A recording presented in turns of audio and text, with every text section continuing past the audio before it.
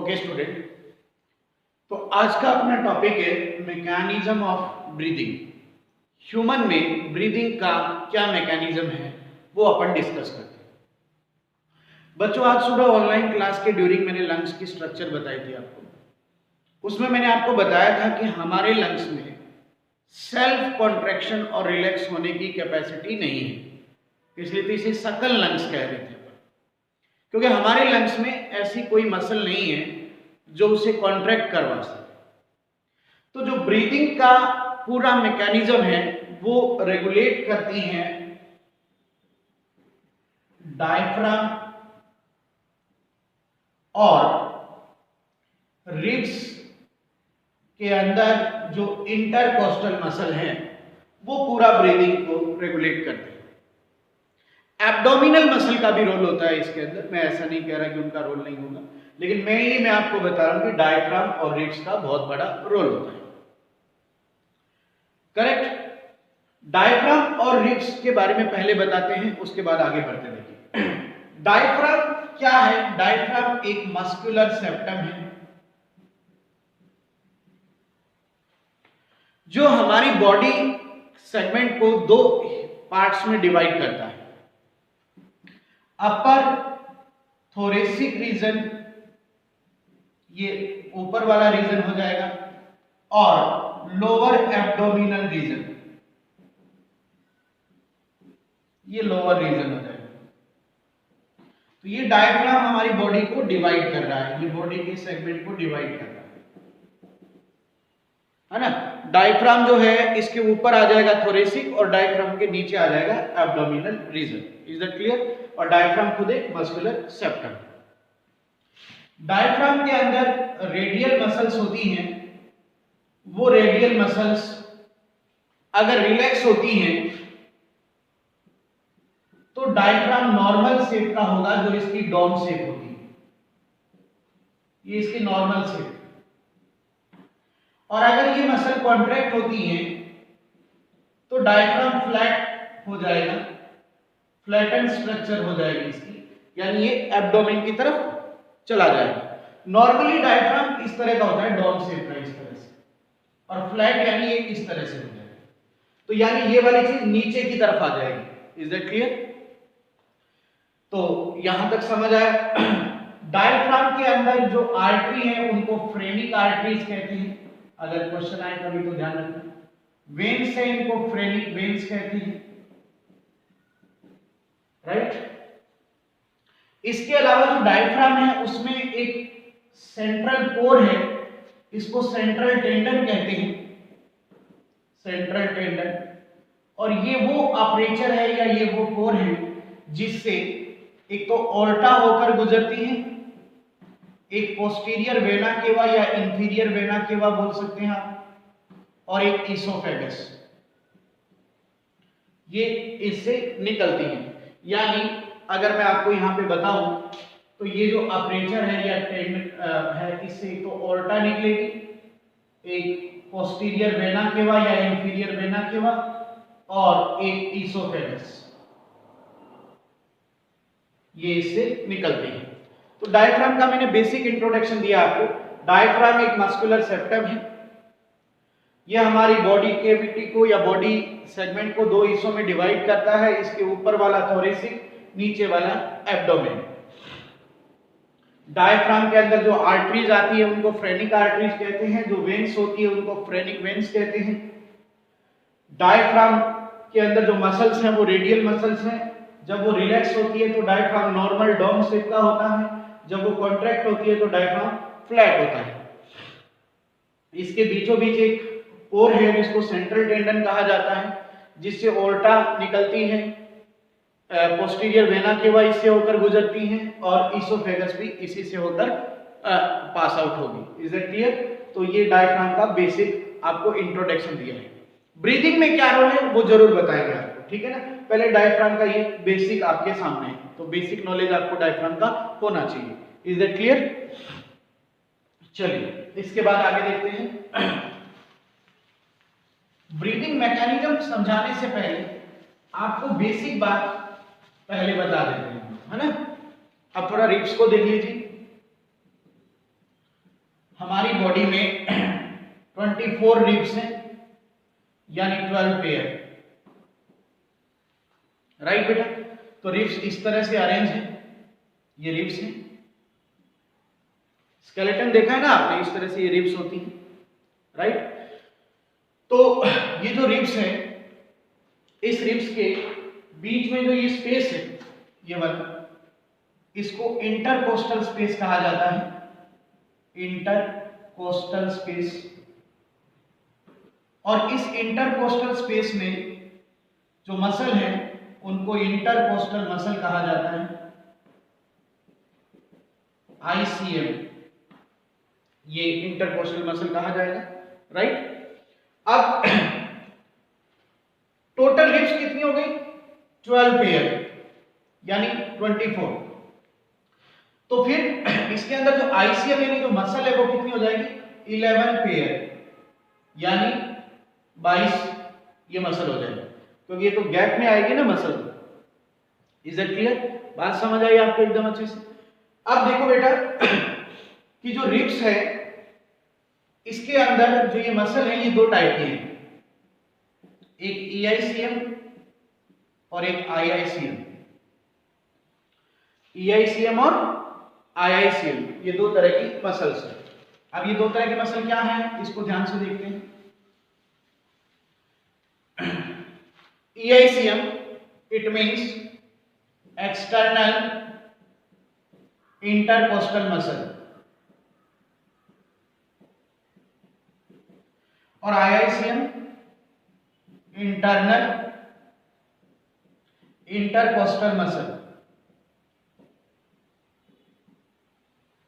ध्यान रखिएगा, ICM क्या होता है? इंटरकोस्टल मसल, और I लग गया तो इंटरनल और E लग गया तो एक्सटर्नल। एक्सटर्नल इंटरकोस्टल मसल की अरेंजमेंट कुछ इस तरह से है कि ये ओरिजिन इसका जो होता है वो होता है बेटा डोर्सल अपर रिब से, और ये जो इंसर्ट होती है वो होती है वेंट्रल लोअर रिब, उसमें जाके इंसर्ट होती है, इसलिए इसको एक्सटर्नल इंटरकोस्टल मसल कहते हैं। डोर्सली अपर रिब जो होगी उससे ये ओरिजिन होगी, और इंसर्ट कहां होगी? वेंट्रली लोअर रिब में। इसका ऑपोजिट कर दो, इसका जो ओरिजिन है इंटरनल है ना, ये अंदर है ना, तो इसका ओरिजिन तो हमेशा डोर्सल साइड से होगा, लेकिन लोअर रिब से इसका ओरिजिन होगा। ये एक्सटर्नल है इसलिए इसका ओरिजिन अपर रिब से हो रहा है, ये इंटरनल है इसका ओरिजिन लोअर रिब से होगा, और जो ये इंसर्ट होगी वो वेंट्रल अपर रिब पे होगी। तो इसलिए इसको इंटरनल इंटरकोस्टल मसल कहा जाता है और इसको एक्सटर्नल इंटरकोस्टल मसल कहा जाता है, क्योंकि ये एक्सटर्नली आपको दिखाई देगी और ये आपको इंटरनली दिखाई देगी। Is it clear? अब ध्यान से सुनेंगे कि जो हमारी नॉर्मल ब्रीथिंग है, जो हमारी नॉर्मल ब्रीदिंग है जिसको एब्डोमिनल ब्रीदिंग भी कहा जाता है, एब्डोमिनल ब्रीदिंग भी कहा जाता है, ये सारा कंट्रोल कौन करती है? EICM। जो नॉर्मल ब्रीदिंग है, जो अब हम नॉर्मल ब्रीदिंग कर रहे हैं ना, ये सारा EICM कंट्रोल करेगा। लेकिन जो फोर्सफुल ब्रीदिंग होती है, या इसको स्विच ऑफ एक्शन कहा जाता है, ठीक है, ये कंट्रोल करेगा internal intercostal muscle. Normal breathing में इसका कोई रोल नहीं है। नॉर्मल ब्रीदिंग में कौन रोल करेगा? EICM रोल करेगा। क्या रोल करेगा वो अभी बताएंगे, है ना। फिलहाल आपको बेसिक एक बार इंट्रोड्यूस कराया है रिब्स से और डायफ्राम से, ठीक है। रोल पूरा आपको समझाया जाएगा कि किसका क्या रोल है। Is it clear? तो पहले आप थोड़ा इंट्रोड्यूस हो जाएं डायफ्राम से, रिब से, है ना, उसके बाद आगे देखते हैं। चलो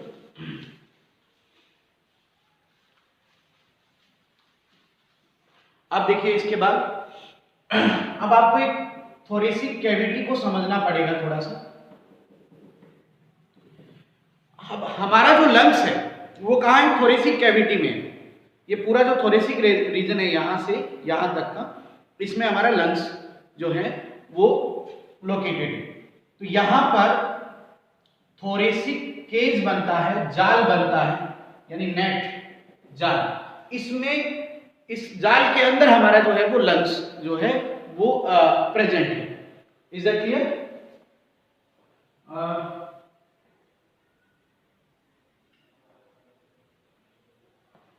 सॉरी फॉर डिस्टर्बेंस, अभी मैं आपको बताता हूँ, देखो पूरा। तो ये जो थोरेसिक केज है इसको अपन कुछ इस तरह से समझते हैं, देखो एंटीरियर रीजन इसका, पोस्टीरियर रीजन, डोर्सल, वेंट्रल और लेटरल, ये 5 साइड अपन इसकी बनाते हैं, राइट? तो देखो ध्यान से समझना पूरी बात को अच्छे से। ये एंटीरियर रीजन है, ये पोस्टीरियर रीजन है, और ये बैक, ये हमारी बॉडी का डोर्सल रीजन है, ये वेंट्रल रीजन है, और ये लेटरल रीजन है, साइड वाला। ठीक है, पूरी बॉडी समझ आ रही है आपको? That is anterior, that is posterior, that is dorsal, that is ventral and this is lateral. Is that clear? अब आपको समझाते हैं कि ये पूरा जो केस बना इसकी स्ट्रक्चर बताते हैं। एंटीरियर रीजन, ये जो एंटीरियर रीजन है इसमें क्या क्या चीजें देखें? इसमें एक तो क्लेविकल बोन आ जाएगी और एक नेक आ जाएगी, यानी थोरेसिक कैविटी जो है इसके इंटीरियर में क्या है? ये बोन है, यहां पर ये वाले बोन जो है, ये वाले क्लेविकल बोन और नेक, ये एंटीरियर रीजन हो गया। पोस्टीरियर रीजन, पोस्टीरियर रीजन ये नीचे वाला है, तो पोस्टीरियर रीजन में क्या आ जाएगा? डायफ्राम। पोस्टीरियर रीजन में देखो, पोस्टीरियर रीजन में डायफ्राम आ गया, ये डायफ्राम, सॉरी एंटीरियर रीजन में ये नेक आ जाएगी और ये क्लेविकल बोन आ जाएगी, ये नेक और ये क्लेविकल बोन, ये डायफ्राम आ जाएगा, सॉरी बेटा। और डोर्सल रीजन, ये डोर्सल रीजन हमारा ये वाला है, तो डोर्सल रीजन में वर्टिब्रल कॉलम आ जाएगा, या वर्टिब्री बोन आ जाएगी, वर्टिब्री बोन है ना, ये वर्टिब्री, प्लस रिब्स भी आ जाएगी, रिब्स, रिब्स यो निकल के आती है ना, यो डोर्सल रीजन से यो निकल के आती है रिब्स। Is that clear? और ये वर्टिब्रल कॉलम आ जाएगा। वेंट्रल रीजन में क्या है? हमारे यहाँ पर एक वेंट्रल रीजन में यहाँ पर एक बोन है, इसको बोलते हैं स्टर्नम, सिंगल बोन है, प्लस रिब्स आ जाएगा। और लेटरल रीजन में क्या आ जाएगी? रिब्स आ जाएगी। लेटरली तो यो रिब्स आती है इस तरह से। Is that clear? यो इस तरह से। तो देखो जरा, मैं डोर्सल रीजन में यूं बैक में बना रहा हूं ना, ये वर्टिब्रल कॉलम है ना, और यहां से ये रिब्स निकलेगी जो डोर्सल रीजन में,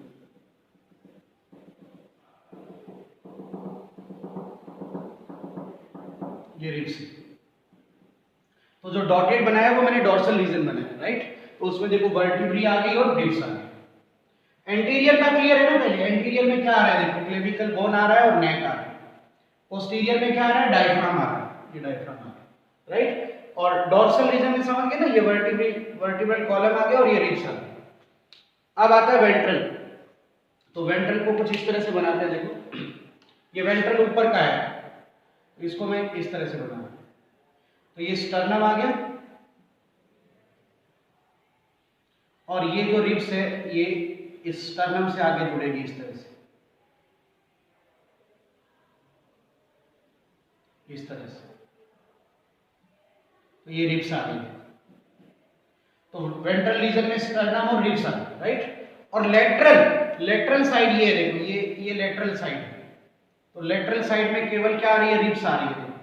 लेटरल साइड में केवल क्या आ रही है? रिब्स आ रही है। तो ये पूरा थोरेसिक केज बन गया, है ना?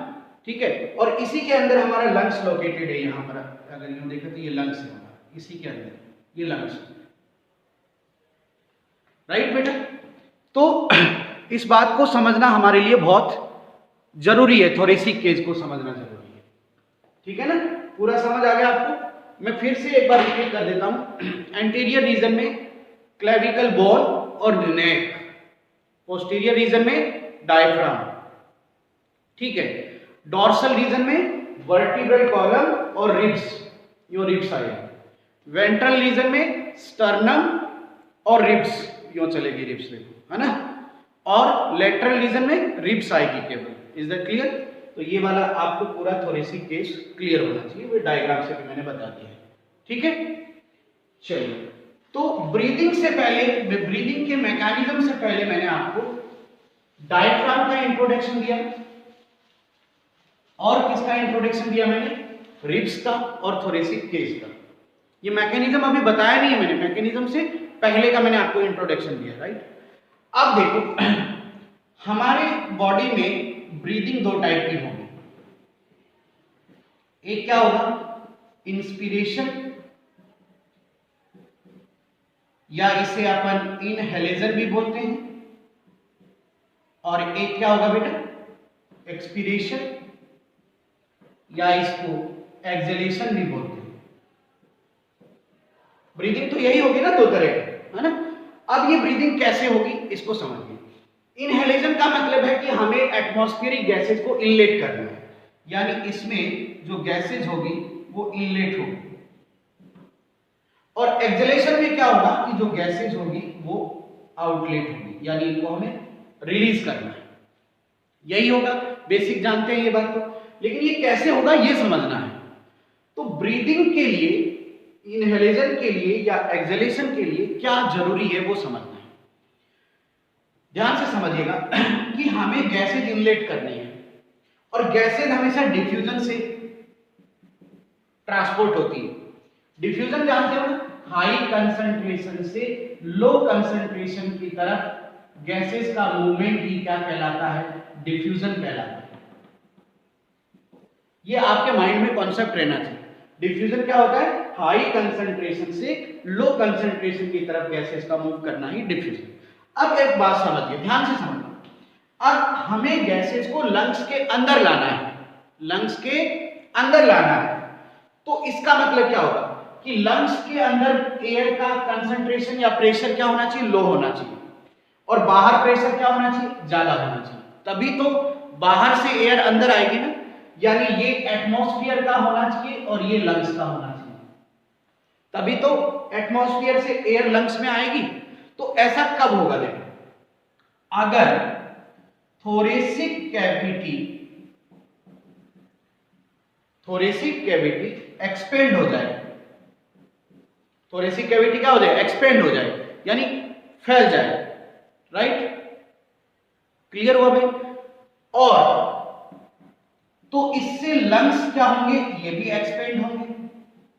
लंग्स किसके अंदर दबे हुए हैं? थोरेसिक जाल में ही तो है ना, बताया ना। अगर थोरेसिक कैविटी एक्सपेंड होगी तो लंग्स को भी फूलने का मौका मिलेगा, तो लंग्स भी एक्सपेंड होगा। तो लंग्स अगर एक्सपेंड होगा तो रिजल्टिंग क्या होगा बेटा? कि लंग्स के अंदर जो एयर प्रेशर है वो डिक्रीज हो जाएगा। एयर प्रेशर क्या हो जाएगा? डिक्रीज हो जाएगा। और लंग्स में अगर एयर प्रेशर डिक्रीज हो गया, यानी लंग्स में लो कंसंट्रेशन हो गई, तो फिर क्या होगा बेटा? इनहेलेशन की प्रोसेस हो जाएगी। एक्सहेलेशन में क्या होना चाहिए कि इसमें उल्टा हो जाएगा कि जो थोरेसिक कैविटी है इसको वापस कॉन्ट्रैक्ट होना है, यानी अपनी नॉर्मल पोजीशन में आना है। इसको रिलैक्स होना है, यानी नॉर्मल पोजीशन में आना है ना। और तो फिर लंग्स भी क्या हो जाएंगे बेटा?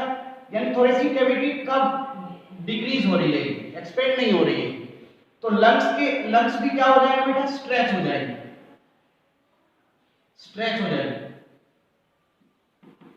और लंग्स अगर स्ट्रेच हो जाएंगे तो इसके अंदर एयर प्रेशर क्या हो जाएगा? इंक्रीज हो जाएगा। और लंग्स में अगर एयर प्रेशर बढ़ गया तो फिर लंग्स को ये गैस जो है वो आउट करनी पड़ेगी। Is that clear?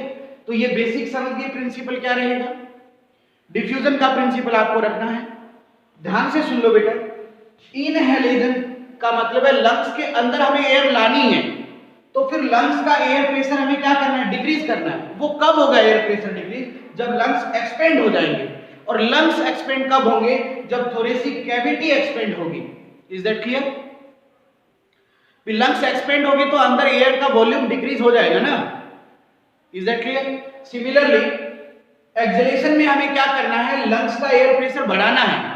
एक्सेलेरेशन में उल्टा हो जाएगा, एक्सेलेरेशन में हाई कंसंट्रेशन एयर की किस में कर देनी है, लंग्स में, और लो कंसंट्रेशन किस में कर देनी है, एटमॉस्फेयर में, तभी तो एक्सेलेरेशन होगा। तो अब लंग्स में एयर प्रेशर इंक्रीज कैसे करें कि लंग्स को स्ट्रेच कर दें वापस, लंग्स स्ट्रेच हो जाएगा तो अंदर एयर भरी पड़ी है तो एयर का प्रेशर यहां पर बढ़ जाएगा, है ना। तो इसलिए फिर वो लंग्स क्या करेंगे, एयर को आउटलेट कर देंगे। बताइए समझ आया एकदम अच्छे से? कोई ज्यादा मुश्किल नहीं बताया मैंने। अब सवाल ये है, अगर मैकेनिज्म की बात करें तो हमें ये एक्सपेंड करना है और इसको हमें क्या करना है, स्ट्रेच करना है, तो अपने आप इनहेलेशन और एक्सहेलेशन हो जाएगा। Is that clear? और इस थोरेसिक कैविटी को एक्सपेंड करने में या लंग्स को एक्सपेंड करने में ही रोल रहेगा डायफ्राम और रिब्स की मसल का। Is that clear? तो आइए देखते हैं कि कैसे ये सारा मैकेनिज्म होगा। ठीक है,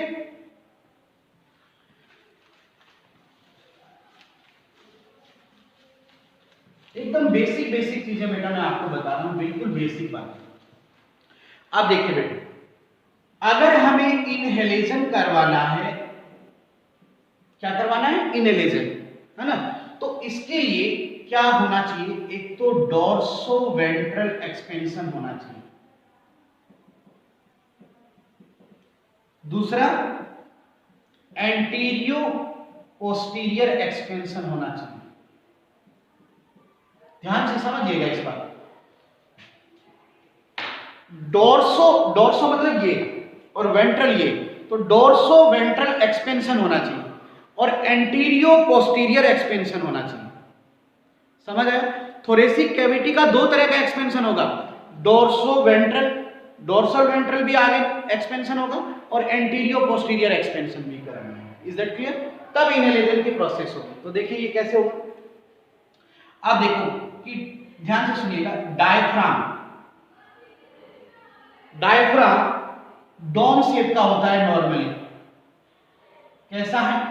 डोम शेप का है, यानी इस तरह से। तो ये थोरेसिक कैविटी है समझते हैं हम, और ये डायफ्राम है। तो ये ऊपर थोरेसिक कैविटी है, नीचे एब्डोमेन है, राइट। तो डायफ्राम नॉर्मली डोम शेप का है। तो अगर डायफ्राम कॉन्ट्रैक्ट होगा, डायफ्राम की मसल कॉन्ट्रैक्ट हो गई, रेडियल मसल, तो डायफ्राम फ्लैट हो जाएगा, फ्लैट हो जाएगा, यानी फ्लैट होगा डायफ्राम। तो इस डायफ्राम की पोजीशन पहले ये थी, ये बिफोर पोजीशन है, और अगर ये फ्लैट होगा तो ये आफ्टर पोजीशन आ जाएगी इसकी। तो ये अब आप देखिए कि ये इतना एक्सपेंशन हो गया कि नहीं हो गया। देखो पहले ये इतना था और अब ये यहां से यहां तक एक्सपेंड हो गया ना, यानी ये कौन सा एक्सपेंशन हो गया, एंटीरियो पोस्टीरियर एक्सपेंशन हो गया। किसकी वजह से? डायफ्राम की वजह से। Is that clear? तो डायफ्राम के कॉन्ट्रैक्ट होने से, फ्लैट होने से, है ना, एंटीरियो पोस्टीरियर एक्सपेंशन हो जाएगा, और इससे वही मैं अभी आपको बता रहा था कि जो थोरेसिक कैविटी है वो एक्सपेंड हो जाएगी, है ना, और वो एक्सपेंड होगी तो लंग्स एक्सपेंड हो जाएंगे, बताया था ना मैंने बेटा। और लंग्स एक्सपेंड हो गए तो उनके अंदर एयर का जो प्रेशर है वो डिक्रीज हो जाएगा और इनहेलेशन की प्रोसेस होगी। लगभग 1 से 3 mm Hg प्रेशर का डिफरेंस हो जाएगा लंग्स और एटमॉस्फेयर का। कितना? 1 से 3 mm Hg प्रेशर का डिफरेंस होता है लंग्स और एटमॉस्फेयर के प्रेशर का, है ना।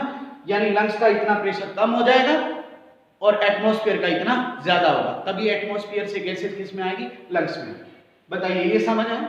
दूसरा अब डोर्सोवेंट्रल करते हैं, देखो इसमें क्या होगा। अब इसमें क्या होगा बेटा कि जो एक्सटर्नल इंटरकोस्टल मसल है, EICM, मैंने कहा था ना नॉर्मल ब्रीथिंग में उसी का रोल है। तो जो EICM है, एक्सटर्नल इंटरकोस्टल मसल, जो थोड़ी देर पहले बताई थी मैंने, ये EICM क्या होगी, कॉन्ट्रैक्ट होगी, मसल कॉन्ट्रैक्ट होगी। तो ये जो मसल कॉन्ट्रैक्ट होगी तो इससे क्या होगा बेटा, जो स्टर्नम और जो रिब्स है इनकी मूवमेंट आउटवर्ड और अपवर्ड होगी। तो जो रिब्स है और स्टर्नम ये आउटवर्ड जाएंगे और अपवर्ड ऊपर उठेंगे, आउटवर्ड, आउटवर्ड मतलब ये रिब्स है यहाँ पर और ये स्टर्नम है, तो ये बाहर की तरफ यूं जाएंगे। तो बताओ ये डोर्सोवेंट्रल एक्सपेंशन हो जाएगा कि नहीं हो जाएगा? बताओ, डोर्सली और वेंट्रली एक्सपेंशन हो जाएगा ना, रिब्स अगर बाहर जाएगी तो, है ना।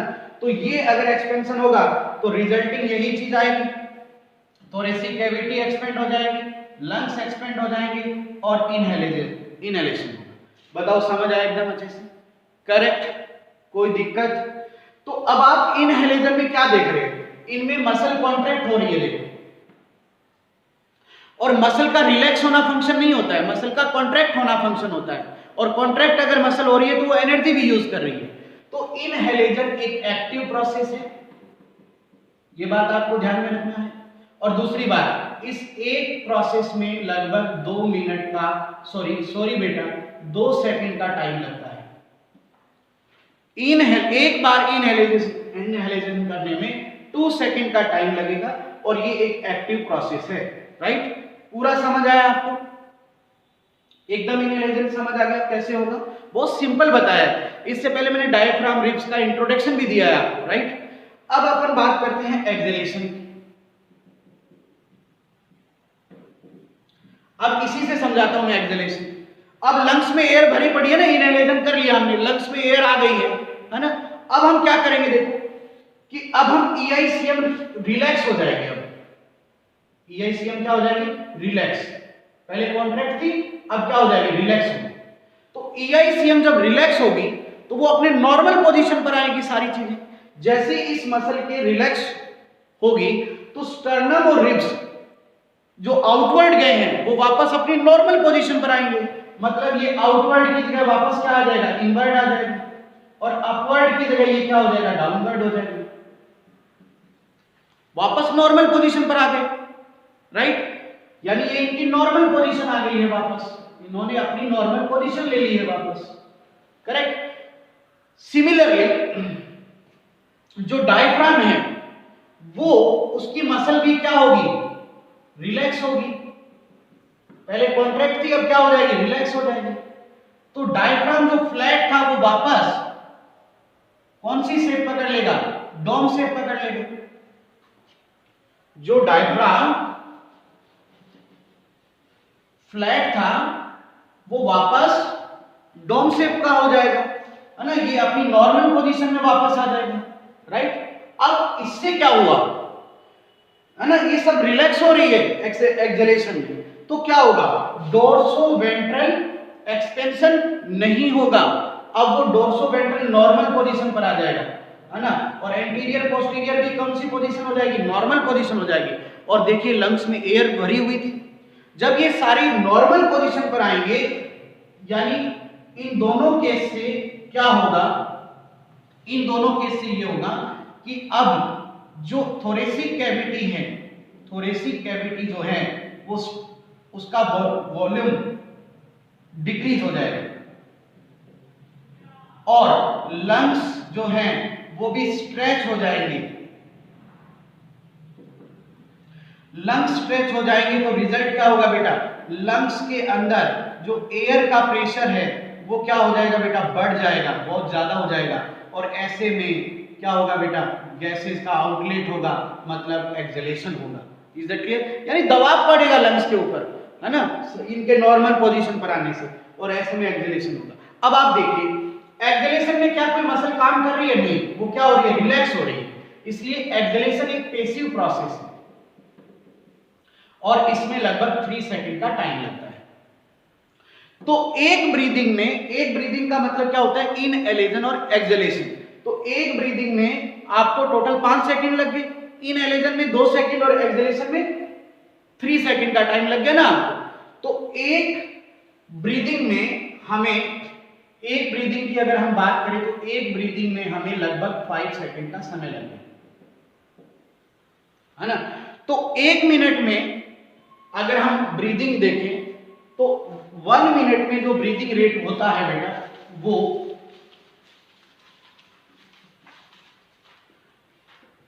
रेस्पिरेशन रेट माना जाएगा। तो रेस्पिरेशन रेट का मतलब कि 1 मिनट में जो जितनी ब्रीदिंग हो रही है उसको अपन रेस्पिरेशन रेट कहेंगे। तो 1 मिनट में जो ब्रीदिंग रेट होगी वो कितनी हो जाएगी बेटा, लगभग 12। तो अगर हम हेल्दी ह्यूमन की बात करें, एडल्ट ह्यूमन की बात करें, तो इसमें ऑन एंड एवरेज 14 से 18 ब्रीदिंग पर मिनट होती है, ब्रीदिंग रेट होती है इसके अंदर, ठीक है ना। Is that clear? Healthy human की बात करें तो ये 12 तो कॉमन आ रही है ना, तो ये थोड़ा बहुत वेरी कर सकता है, तो ये लगभग 14 से 18 ब्रीदिंग रेट रहेगी अगर हेल्दी ह्यूमन की बात करें। Is that clear?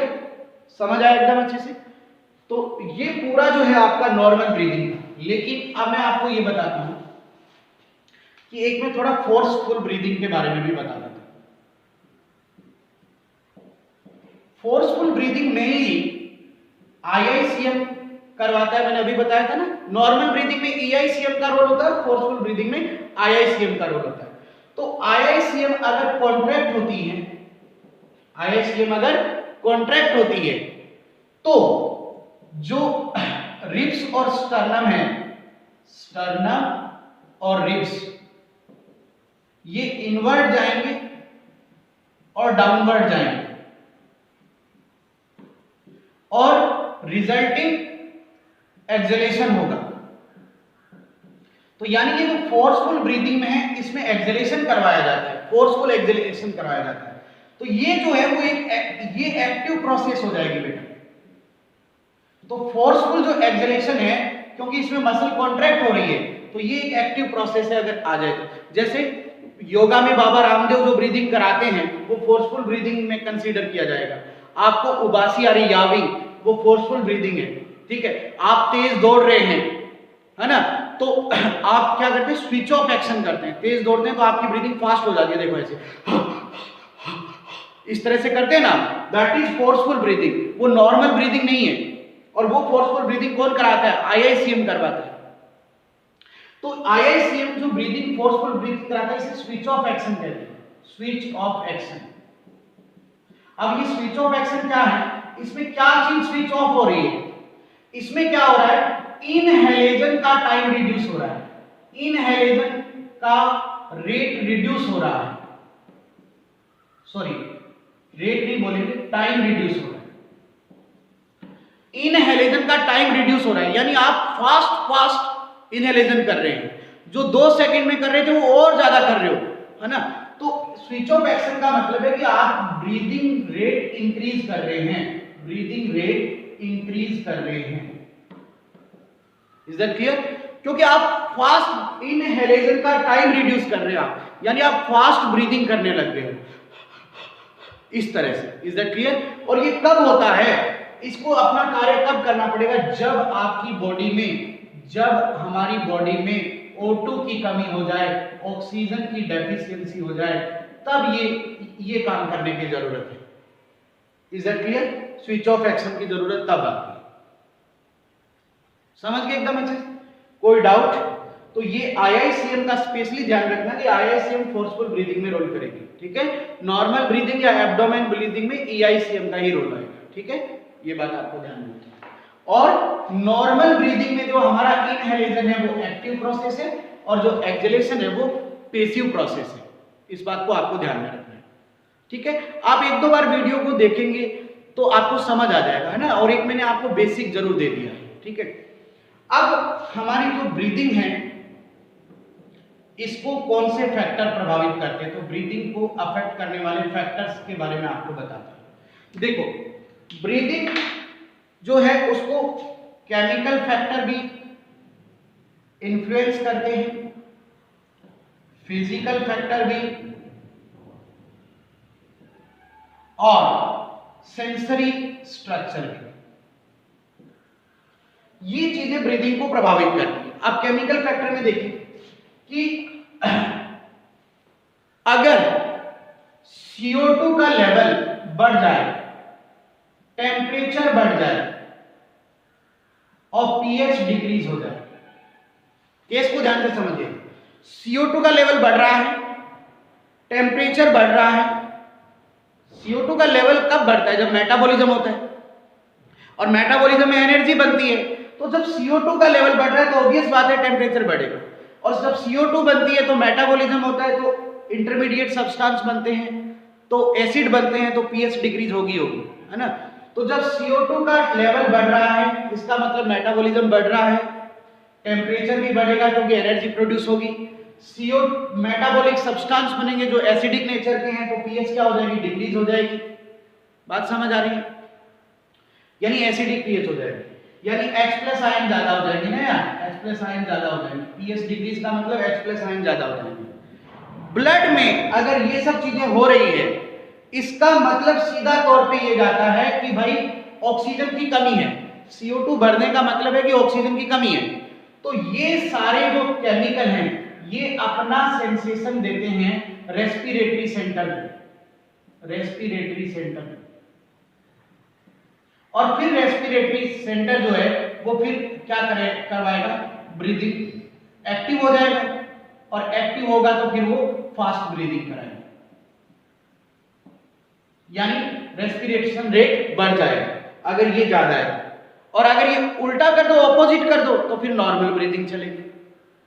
ऐसे फिजिकल फैक्टर देखो कि अगर हमारा ब्लड प्रेशर ज्यादा हो गया है, बीपी ज्यादा है, या किसी पर्सन को ओबेसिटी है, मोटापा है, या किसी पर्सन कोई हाई एक्सरसाइज की है, किसी पर्सन ने बहुत ज्यादा एक्सरसाइज की है, तो ये वाले जो फैक्टर हैं, ये वाले फैक्टर की वजह से भी क्या होगा, रेस्पिरेशन रेट इंक्रीज हो जाएगा, यानी ब्रीदिंग बढ़ जाएगी। Is that clear? सिमिलरली कुछ सेंसरी स्ट्रक्चर्स भी होती है, जैसे कि आर्टरी के अंदर होती है जिसको कैरोटिड लेब्रिंथ बोलते हैं, कैरोटिड लेब्रिंथ, ये कैरोटिड आर्टरी के अंदर होती है, कैरोटिड आर्टरी के अंदर होती है। तो ये कैरोटिड आर्टरी के अंदर रिसेप्टर है जिसको कैरोटिड लेब्रिंथ बोलते हैं। ये जो रिसेप्टर है कैरोटिड लेब्रिंथ, ये CO2, टेम्परेचर, पीएच इनका सेंसेशन रिसीव करेगा। तो अगर मान लो CO2 ज्यादा हो रही है, टेम्परेचर ज्यादा हो रहा है, पीएच कम हो रहा है, तो ऑब्वियस बात है कि ऑक्सीजन क्या है, कम है। अरे CO2 ज्यादा हो रही है तो ऑक्सीजन कम है ना। तो यहां में देखिए मेरे वर्डों पे जाएगा, मैं कभी भी ये नहीं वर्ड यूज कर रहा ऑक्सीजन डिफिशिएंसी, मैं ये वर्ड यूज कर रहा हूं कि CO2 ज्यादा हो रही है। तो CO2 ज्यादा हो रही है तो ऑटोमेटिकली सेंस है कि ऑक्सीजन कम हो रहा है, क्योंकि ये जो सेंसरी स्ट्रक्चर है ये CO2 का सेंसेशन लेगा, ये टेम्परेचर का सेंसेशन लेगा, ये पीएच का सेंसेशन लेगा, ना कि O2 की कमी का लेगा। O2 की कमी का सेंसेशन नहीं है, ये CO2 के ज्यादा होने का सेंसेशन है। तो ये जो रिसेप्टर है, अगर ब्लड में CO2 ज्यादा हो गई तो ये रिसेप्टर ये मैसेज भेजेगा रेस्पिरेटरी सेंटर पे, यही वाली बात है। और रेस्पिरेटरी सेंटर फिर एक्टिव हो जाएगा, और एक्टिव होकर क्या करेगा, रेस्पिरेशन रेट क्या कर देगा, इंक्रीज कर देगा, रेस्पिरेशन रेट बढ़ा देगा। समझ गए बात? इस पे एक क्वेश्चन आता है बेटा, बड़ा सॉलिड क्वेश्चन है, ध्यान रखना। CO2 ऑप्शन दे रखा है तो आप CO2 करेंगे, इसके बाद में आप सेलेक्ट करेंगे टेम्परेचर को, इसके बाद में आप सेलेक्ट करेंगे पीएच को। ऑक्सीजन का कोई इफेक्ट नहीं है, ध्यान रखना।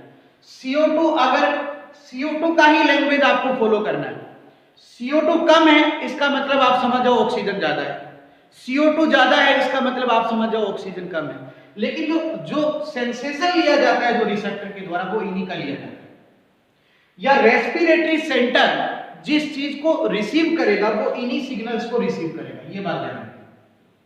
और इसमें मैंने O2 का भी नाम नहीं लिया। Is that clear? तो ये कुछ फैक्टर्स हैं जो रेस्पिरेशन रेट को प्रभावित करते हैं, breathing rate. Is that clear? ये बात आपको ध्यान रखना। कैरोटिड लेब्रिंथ जो कैरोटिड आर्टरी में, आर्टरी के अंदर ब्लड फ्लो होता है, पता है ना। अब बात करते हैं इसके बाद हम ब्रीदिंग रेगुलेशन की। ब्रीदिंग रेगुलेशन, अब बच्चों मैं ये शॉर्ट में कराऊंगा बिल्कुल भी आपको, क्योंकि इतना ज्यादा डिटेल है नहीं आपके, है ना। तो ब्रीदिंग के रेगुलेशन की बात अगर आती है तो हमारा जो ब्रेन है उसमें रीजन है मेडुला रीजन, और एक आपने पढ़ा होगा पोन्स, ये हिंड ब्रेन के रीजन है, ये हमारे हिंड ब्रेन का पार्ट है। 10th क्लास में पढ़ा आपने ना, मेडुला ऑब्लांगेटा पढ़ा होगा। मेडुला रीजन में रेस्पिरेटरी रिदम सेंटर है, रेस्पिरेटरी रिदम सेंटर, इसको आरआरसी बोला जाता है, respiratory rhythm centre RRC.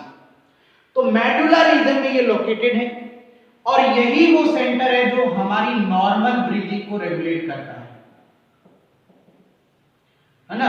Normal breathing यानी जो किससे होगी, ईआईसीएम से होगी, है ना, एक्सटर्नल इंटरकोस्टल मसल, उसको ये कंट्रोल करेगा, है ना। तो हमारी जो भी नॉर्मल ब्रीदिंग है वो सारी रेगुलेट कौन करेगा बेटा, आरआरसी, ठीक है। और जितने भी केमिकल सिग्नल हैं जो अभी मैंने आपको बताया थे, केमिकल सिग्नल जो भी हैं लाइक CO2 का है, टेम्परेचर का है, पीएच का है, ये सारा भी कौन रिसीव करेगा, आरआरसी रिसीव करेगा, इस बात को ध्यान रखना, ठीक है ना। और हमारी नॉर्मल ब्रीथिंग कौन कंट्रोल करता है, आरआरसी करता है, रेस्पिरेटरी रिदम सेंटर, जो कहां पर है, मेडुला में। क्योंकि हमारी नॉर्मल ब्रीदिंग वॉलंटरी नहीं है, ये इनवॉलंटरी एक्शन है, और इनवॉलंटरी एक्शन है ये अरे वॉलंटरी और इनवॉलंटरी तो जानते हो ना, तो ये इनवॉलंटरी एक्शन है, और इनवॉलंटरी एक्शन सारे बॉडी के कौन देखता है, मेडुला देखता है। पोन्स जो है तो यहां पर एक सेंटर है न्यूमोटैक्सिक सेंटर, न्यूमोटैक्सिक सेंटर, है ना, और ये हमारी बॉडी की फोर्सफुल ब्रीदिंग को देखता है।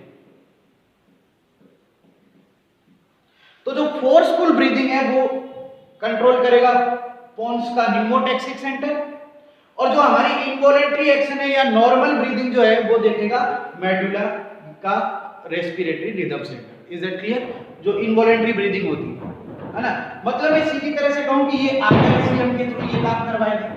ये जो फोर्सफुल ब्रीदिंग है ये किसके थ्रू होगी, आईआईसीएम के थ्रू होगी। बात समझ आ गई एकदम अच्छे से? तो ये आपको ब्रेन का यहां पर लिंक बताना है कि कैसे ये कंट्रोल होता है। Is that clear? और न्यूमोटैक्सिक सेंटर भी डायरेक्ट काम नहीं करता है, न्यूमोटैक्सिक सेंटर भी अल्टीमेट ये काम आरआरसी के थ्रू ही करवाता है, ये बात भी ध्यान रखना। न्यूमोटैक्सिक सेंटर भी आरआरसी के थ्रू ये काम करवाता है। क्लियर? वो केमिकल सेंसेशन भी आरआरसी रिसीव करेगा, तो अल्टीमेट ब्रीदिंग कंट्रोल तो आरआरसी ही करेगा। Is that clear? बात समझ आ गई? इस बात को भी आपको ध्यान में रखना। इसके बाद देखते हैं बेटा, एक और है रेगुलेशन में मैं आपको बताता हूं, हेरिंग ब्रूअर रिफ्लेक्स। ये तीसरे टाइप का रेगुलेशन में आपको बताता हूं। ये किसमें होता है बेटा, जो एल्वियोल जो ब्रोंकियोल है, टर्मिनल ब्रोंकियोल जो मैंने बताया आपको, टर्मिनल ब्रोंकियोल आज पढ़ाया था ना मैंने आपको बीटी। टर्मिनल ब्रोंकियोल या जो एट्रिया है, इनके अंदर ये एक स्ट्रेच रिसेप्टर है बेटा, जिसको हेरिंग ब्रूअर रिफ्लेक्स कहते हैं। इनके अंदर है ये रिसेप्टर। अब ये कैसे काम करता है ध्यान से सुनना, इसका एक बार क्वेश्चन आया इसलिए मैं करवा रहा हूं। अगर एयर का वॉल्यूम ज्यादा हो जाएगा, एयर का वॉल्यूम ज्यादा हो गया, एयर का प्रेशर ज्यादा हो गया, इसमें ब्रोंकियोल में या किसमें, एट्रिया में, ठीक है ना, समझ आया? किसका प्रेशर ज्यादा होगा, एयर का प्रेशर ज्यादा हो गया, तो ये एयर का प्रेशर ज्यादा है वो ये रिसेप्टर, इस रिसेप्टर का नाम क्या है, हेरिंग ब्रूअर रिफ्लेक्स। ये रिसेप्टर इनमें प्रेजेंट है। तो अगर एयर का प्रेशर ज्यादा हो गया तो ये सिग्नल इस रिसेप्टर के पास जाएगा, और ये रिसेप्टर जाकर इनएक्टिव कर देगा किसको, आरआरसी को। रेस्पिरेटरी सेंटर को क्या कर देगा, इनएक्टिव कर देगा। इससे ब्रीदिंग जो है वो इनहिबिट हो जाएगी, या ब्रीदिंग स्लो हो जाएगी या इनहिबिट हो जाएगी। इसका क्या फायदा हुआ, इसका ये फायदा हुआ कि ज्यादा एयर प्रेशर से ब्रोंकियोल या एल्वियोली ब्रस्ट होने से बच जाएगी। तो ये क्वेश्चन इंपॉर्टेंट है कि अगर ज्यादा एयर प्रेशर आ गया ब्रोंकियोल के अंदर या एल्वियोली के अंदर, तो वो ब्रस्ट होने से कौन बचाएगा, हेरिंग ब्रूअर रिफ्लेक्स। ये नॉर्मली काम नहीं करता, ये केवल कब काम करता है, जब एयर का प्रेशर क्या हो जाएगा, ज्यादा हो जाएगा, तो ये सिग्नल पहुंचेगा इस रिसेप्टर के पास, और ये रिसेप्टर जाके आरआरसी को क्या कर देगा, इनएक्टिव कर देगा, और इससे ब्रीदिंग स्लो या इनहिबिट हो जाएगा। तो ये ब्रीदिंग का रेगुलेशन है। तो मैंने पूरा मैकेनिज्म भी बताया ब्रीदिंग का, और ब्रीदिंग का रेगुलेशन भी आपको बताया। Is that clear? मैंने आपको एक बेसिक प्लेटफॉर्म दे दिया, इससे आप कोई भी रेफरेंस पढ़ेंगे तो आप आसानी से पढ़ सकते हैं उसको। Is that clear? और हालांकि मैंने मेरी तरफ से पूरा बताने का प्रयास किया। नेक्स्ट लेक्चर में हम गैसेस एक्सचेंज और गैसेस ट्रांसपोर्ट के बारे में बात करेंगे। Thank you very much.